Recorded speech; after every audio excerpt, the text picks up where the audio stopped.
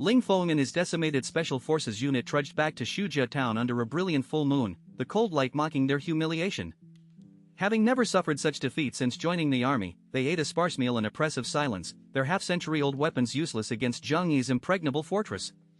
Ling Feng ordered vigilance through the night, wary not only of Zhang Yi but of the villagers they subjugated.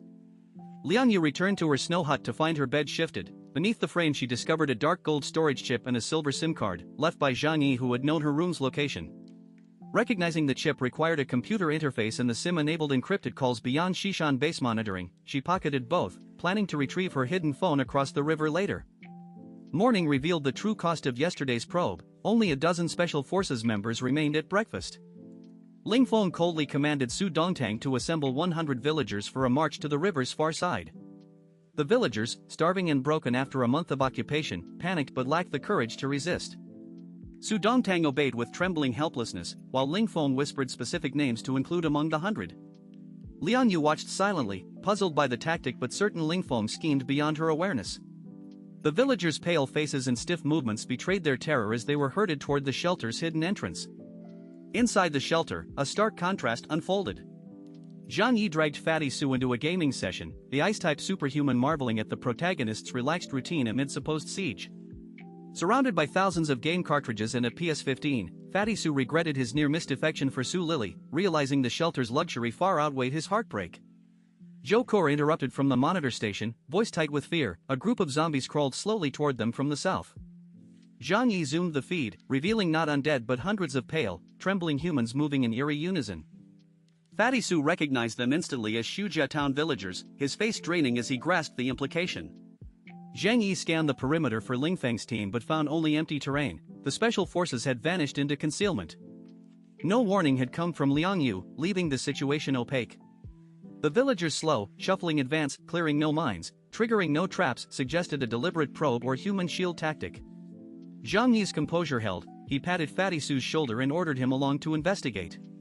The shelter's cameras continued recording as the two men prepared to confront the grotesque procession, the true nature of Ling Feng's madness unfolding in real time on the screens behind them. Zhang Yi and Fatty Su descended to the first-floor observation window, watching a bedraggled procession of Shujia town villagers shuffle toward the shelter from the south. Fatty Su immediately recognized Su Lily among them, her face twisted in pain and terror as she was driven forward by unseen forces at gunpoint. When Fatty Su hesitated at the prospect of shooting his own clan's people, Zhang Yi coldly declared that survival in the apocalypse required ruthless choices, then opened a dimensional portal at the window and began methodically executing villagers with a pistol. The crack of gunfire dropped 5 or 6 people instantly, sending the rest into screaming panic.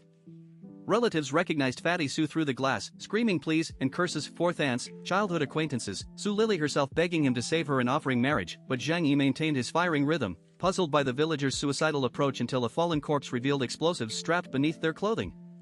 The realization crystallized instantly. Ling Feng had transformed 100 civilians into human bombs, intending to detonate them at the shelter entrance where Zhang Yi's spatial collection ability could not reach the bodies. Zhang Yi ceased fire and calmly explained the trap to Fatty Su, who erupted in rage at the Shishan base's inhumanity.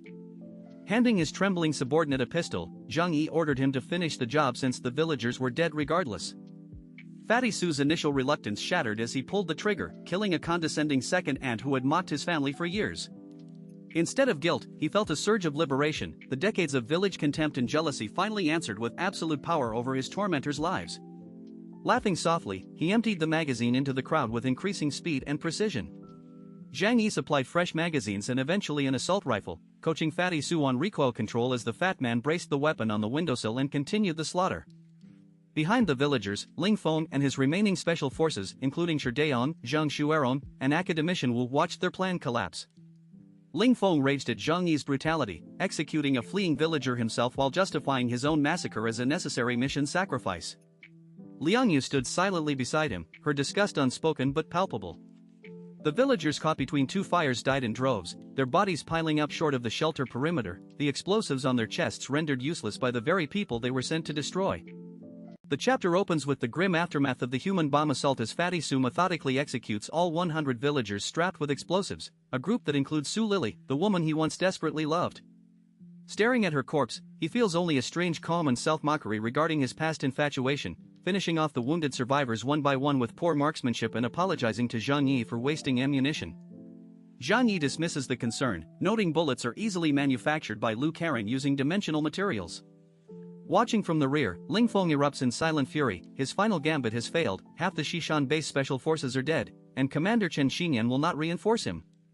Academician Wu intervenes, urging withdrawal by arguing the mission is not a total loss because the population of Shujia town can be seized to alleviate the base's critical manpower shortage for experiments and the fourth life warehouse. Ling Feng, exhausted and humiliated, feigns suicide by pressing a pistol to his temple, a performance Liang Yu instantly recognizes as theatrical manipulation akin to Cao Cao cutting his hair in lieu of his head. His subordinates wrestle the weapon away, begging him to live as the base's indispensable guardian. Persuaded by Wu's pragmatic logic, Ling Feng relents and orders a return to Shujia town, but not before remotely detonating every explosive on the fallen villagers. The massive flash blinds Fatty Su temporarily, though the shelter withstands the shockwave. Zhang Yi closes his eyes against the light, correctly predicting Ling Feng will regroup and return with superior firepower. Back in Shujia town, the villagers cower in terror, trapped by the lethal cold outside. Su Dongtang, the puppet mayor, realizes with despair that his town's lack of military power doomed them to subjugation regardless of his choices. In this world, might makes right. When Ling Feng's column reappears, the villagers stare with the hollow silence of the condemned. Ling Feng announces their departure, sparking brief hope, then shatters it by demanding every able-bodied youth aged 16 to 35 be handed over for relocation to Xishan base. When Su Dongtang protests that this leaves only the elderly, women, and children to die, Ling Feng coldly rebukes him. Survival of the fittest is the only law, and the strong must be preserved to continue the bloodline.